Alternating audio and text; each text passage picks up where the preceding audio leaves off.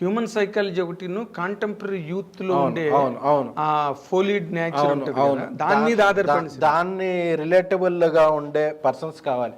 ఒక విప్లవ్ అనే ఒక ఎడిటర్ మాకు is one of the finest find for this film.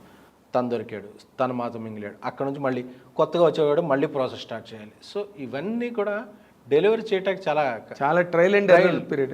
ఆ టైంలోనే సమ్మర్ రిలీజ్ చేద్దాం అనుకున్నాం. సమ్మర్ డేట్లు మిస్ అయిపోయినాయి. సమ్మర్లో ఏ సినిమాలు అందరూ ఫోన్ చేసేవారు, మంచి డేట్లు మిస్ అయిపోతున్నాం, మంచి డేట్లు అది ఇంకేం సినిమా పో అని. నేను ఒకటే నమ్మాను, మరి సినిమా బాగున్నప్పుడు అది ఏ సీజన్లో వేసినా ఆడుద్ది. అంటే సీజన్ అడ్వాంటేజ్ ఉంటుంది. సీజన్ అడ్వాంటేజ్ తీసుకుంటాక హాఫ్ బేక్డ్ ప్రోడక్ట్ వేయలేం. చెప్పారు అందరూ May 18, May 26 ఆ సినిమా రావట్లేదు, ఈ అడ్వాంటేజ్. అందుకే ఈ సినిమా ఏ సీజన్కి వస్తుందో తెలియదు అని చెప్పి July 14 ఈజ్ ద ఫైనల్. మేము అనుకున్న దాంట్లో బెస్ట్ డేట్. తర్వాత ఇంకా కళ్యాణ్ బాబు సినిమా వస్తుంది, చిరంజీవి గారి సినిమా వస్తుంది, రజనీకాంత్ గారి సినిమా వస్తుంది, పవన్ కళ్యాణ్, విజయ్, సలార్, ఇంకా అక్టోబర్ వరకు ప్యాక్ట్గా ఉంది. July 14 రాకపోతే సత్యమే ఇంకా. అందుకే ఆ రోజు ఇంకో నవీన్ గారి సినిమా ఏదో ఉంది అనుకున్నారు, తర్వాత పోస్ట్ పోయింది. సో దానికి మాకు అప్పుడు మేము ఫైనల్గా డిసైడ్ అయినప్పుడు ఒక 50-60 డేస్ ఉంది. దాంట్లో 11 డేస్ షూట్ బ్యాలెన్స్ ఉంది. 11 డేస్ షూట్ చేసాం. డే అండ్ నైట్ ఎవడు పడుకోలే. అందరూ 2-3 అవర్స్ పడుకునేవాళ్ళు, షిఫ్ట్లు భారీగా పడుకునేవాళ్ళు. అంటే మాకు రవి అని ఒక రైటర్, మా Namburi Ravi, he helped very hard. ఎందుకంటే ప్రోడక్ట్ రావడానికి. అలాగే సీనియర్ కో డైరెక్టర్ ఒక అటాచ్ చేశాను. పాత co director he's unable to handle these. So కొత్త కో డైరెక్టర్ ఒక ఆయన పాత సార్ కానీ ఇండస్ట్రీలో 30 ఏళ్ళ నుంచి ఉన్నారు, ఆయన తీసుకుని వాళ్ళందరూ కూడా రాజేష్కి రైట్ హ్యాండ్స్లో వచ్చి, అంటే ఒకళ్ళు చేసే తనకు పని ఈజీ చేశారు. అంటే July 14 చేయటానికి ఒకళ్ళు పరిగెత్తే దీనివల్ల నలుగురం పరిగెత్తాం. సో ఆ డేట్ మా అచీవ్మెంట్ అంటే July 14 రావడం అనేది చాలా పెద్ద అచీవ్మెంట్. అన్ని ఎడిటింగ్లు, పోస్ట్ ప్రొడక్షన్లో పోయి ఇది చూసి అప్పటికి యూఎస్లో ఒక కాపీ వెళ్ళింది, నాన్ యూఎస్ ఒక కాపీ వెళ్ళింది, ఇండియా ఒక కాపీ వచ్చింది. సో అది 3 వెర్షన్స్ వెళ్ళినాయి. సో ఏ వెర్షన్ వెళ్ళినా ప్రతి వెర్షన్ హిట్ అయింది. సో అది we believe in the content, that is greatness of Sara. తర్వాత ఇంకో మాట, ఇప్పుడు మీకు ఇంత పలుకుబడి ఉన్న సర్క్యూట్ మీద గీతాట్స్ ఎస్కేఎన్ అంటే మీరు చాలా మంచి గొప్ప కాంటాక్ట్స్ ఉన్న పర్సన్, మీరు మిమ్మల్ని నమ్ముతారు ప్రతి చోట.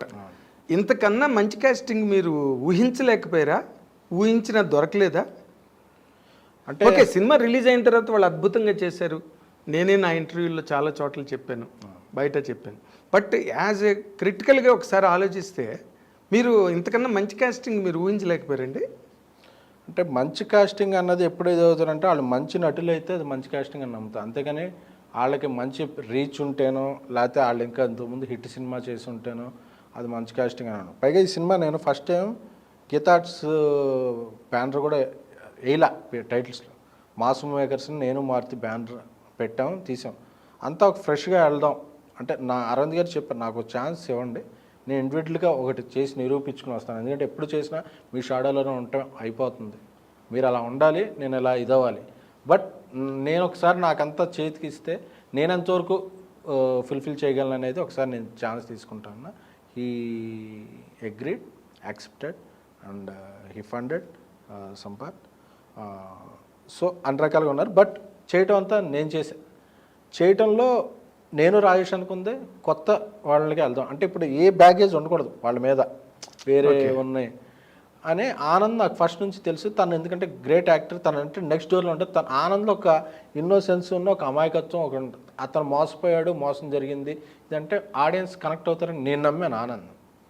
ఆనంద్ ట్యాక్సీ వాళ్ళ సెట్స్కి వచ్చినప్పటి నుంచి తనకు మంచి హీరో అవుతాడు, మంచి నటు అవుతాడని నాకు నమ్మకం ఉండేది. నేను ఫస్ట్ నుంచి ఆనంద్ ఆ క్యారెక్టర్ అనుకున్నాను.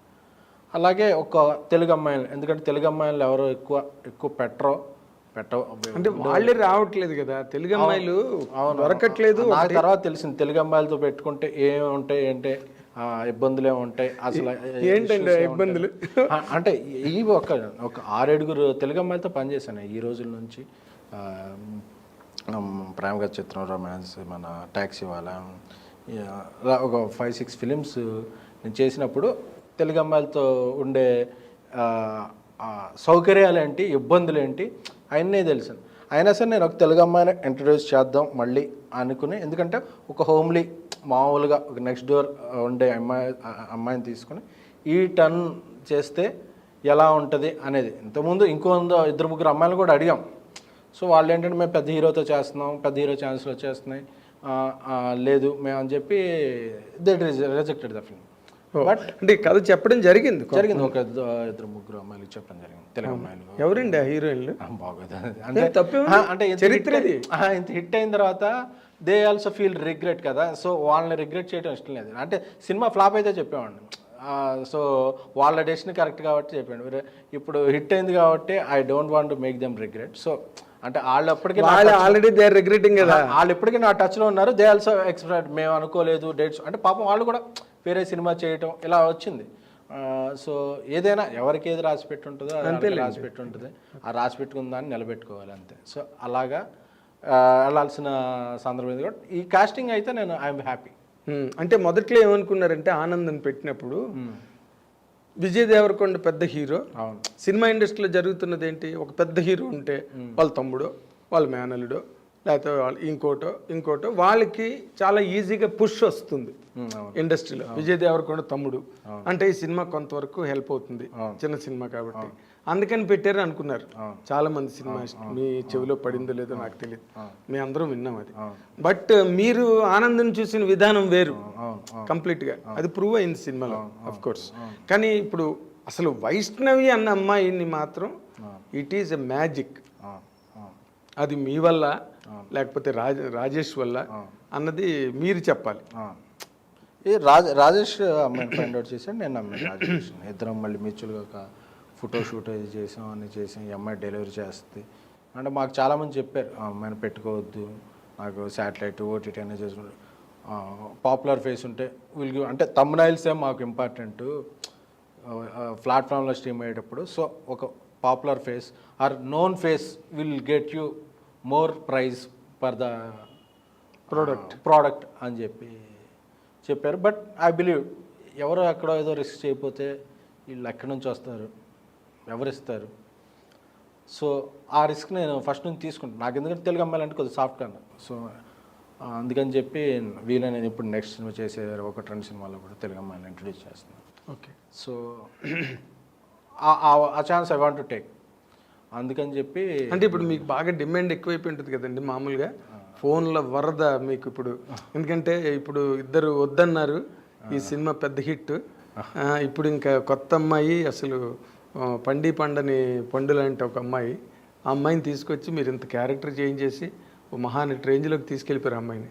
ఇప్పుడు మీకు పెద్ద డిమాండ్ వచ్చి ఉంటుంది కదా ఫోన్ల మీద ఫోన్, సార్ మీ నెక్స్ట్ పిక్చర్ మాకు ఛాన్స్ ఇవ్వండి సార్, లేదా ఆ బెడద లేదా?